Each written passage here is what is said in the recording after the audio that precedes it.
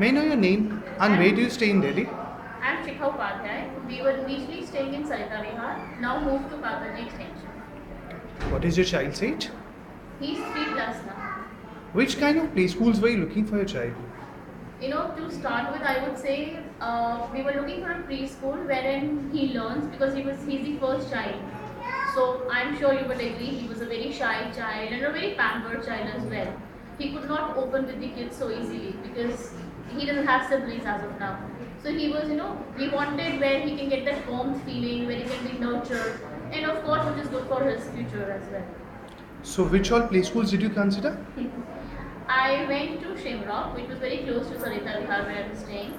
I went to Step by Step. I went to Julia Cabrals, and I came here as well. This was the first school I visited. Then I, of course, visited the other schools as well. So which one did you choose finally and why? Sarah International. Why?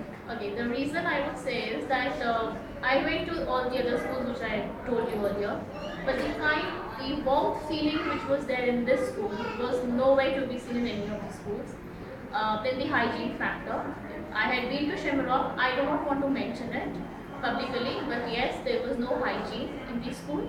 And of course, the warm feeling which the teachers shared with the child, because once the child is out of his home, he needs the same feeling what he gets at home, which was not there in any other school. Based on experience, tell us two more good things which you really like about Sarah International.